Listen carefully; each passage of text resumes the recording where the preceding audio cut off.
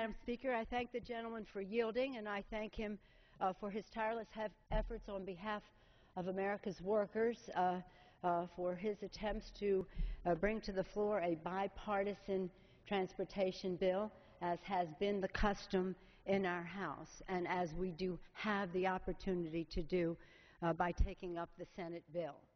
The bill in the Senate has bipartisan support, 74 plus one who was absent but supporting the bill. 75 members of the Senate support that legislation. It is bipartisan, it creates jobs, and it is worthy of our support. It has this co-sponsorship of the chair and the ranking member of the committee, from Chairwoman Barbara Boxer to Ranking Member Senator Inhofe, a wide array of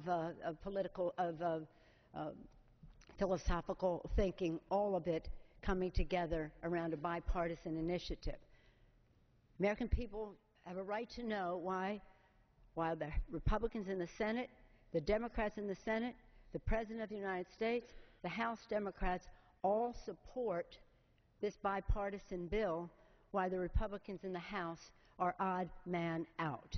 It calls to mind when they were odd person out on the payroll tax cut in December, when all the other parties had come together in a bipartisan way. But what is dangerous about what is happening here today is that this initiative, this kick the can down the road, this my way or no highway bill attitude, is costing jobs, and I'm sure that they have been reviewed.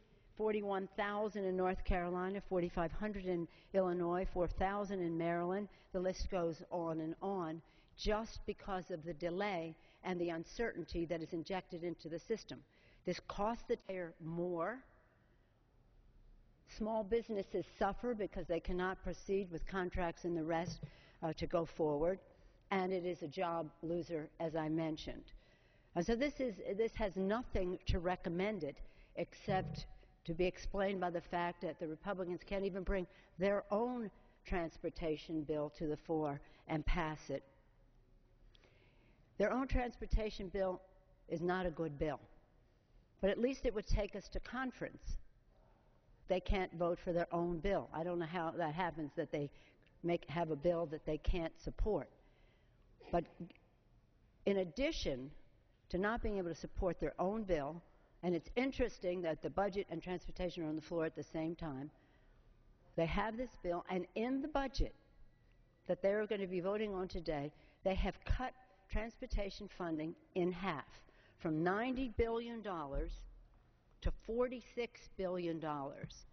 That's $44 billion worth of jobs, promotion of commerce, improving the quality of life of the American people, building the infrastructure of America, and that means roads, fast mass transit, all the rest of that.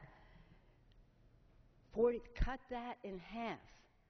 Oh, and by the way, give a tax break of over $300,000 to the wealthiest people in America. Wealthy people get off fine, middle-class people pay, small businesses pay, the taxpayer pays, job seekers and workers pay the price. So I think it's really important to understand what the Bipartisan National Governors Association has said.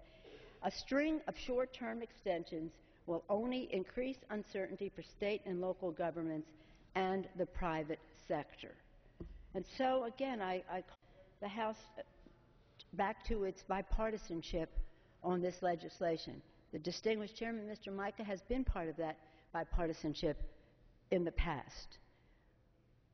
And now they come up with a bill that the Republican Secretary of Transportation says is a job loser and is dangerous to public safety, the worst bill he's seen in his 35 years of public service, and his public service has been in this field, and again, departing from bipartisanship. So I urge my colleagues to not aid and abet the Republicans going down this path that is not a good one, but to urge them to bring up the Senate bill.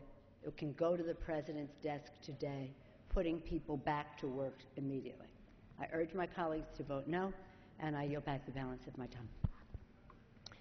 Lady yields back. The gentleman from Florida is ready.